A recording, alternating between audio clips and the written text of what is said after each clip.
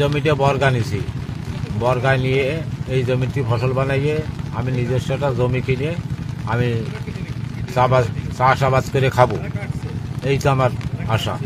তা এখন দুর্বৃত্তরা আমার এই গাছগুলো কেটে ফেলা গেছে। দুর্বৃত্তরা আমার 400 গাছ কেটে দিয়েছে।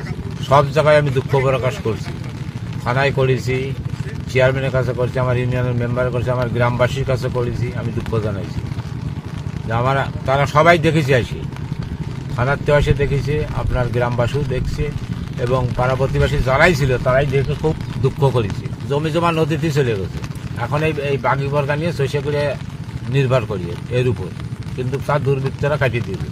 কলা গাছ দেখতেছেন, এই কলা গাছটা হচ্ছে আমার কাকা লাগাইছিল এই পুরো জমিতে, প্রায় 600-700 হবে। এই গাছগুলো কিছু দুর্বৃত্তরা কেটে ফেলে রেখে গেছে। আমার কাকা ওই যে ওইখানে মাথায় হাতে বসে আছে, আমরা নিজেরাই দেখে আমরা সহ্য করতে পারছি না, তাহলে আমার কাকাকে কিভাবে সান্ত্বনা দিব? এতবার ক্ষতি। আমার কাকার জমি শুধু এইটুকুই, তার যে জমি ছিল সব নদীতে বিলীন হয়ে গেছে। এখন এই বর্গা জমি চাষ করে সে জীবিকা নির্ভর করে, কিন্তু এখানে কিছু দুর্বৃত্তরা যে ক্ষতি করছে আপনারা দেখলে বুঝতে পারেন যে কত ক্ষতি করছে। 600-700 গাছ যদি কেটে ফেলায়, ওই যে কিছুদিন লাগাইছে, মানে মাস 3 হয়েছে, সেই গাছগুলো এভাবে কাটছে।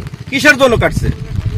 যদি যদি কারো কোনো ক্ষোভ থাকে সেটা বলুক যে এই ক্ষোভের জন্য আমরা কাটছি, বা আমার এই সমস্যা ছিল আমি কাটছি, তার সাথে তো কারোর কোনো শত্রুতাই নেই। প্রায় 3-4 মাস ধরে অনেক কষ্ট করছে, করার পরে কারা রাতের অন্ধকারে কাটিয়ে দিয়ে গেছে। এখন এর কি হবে?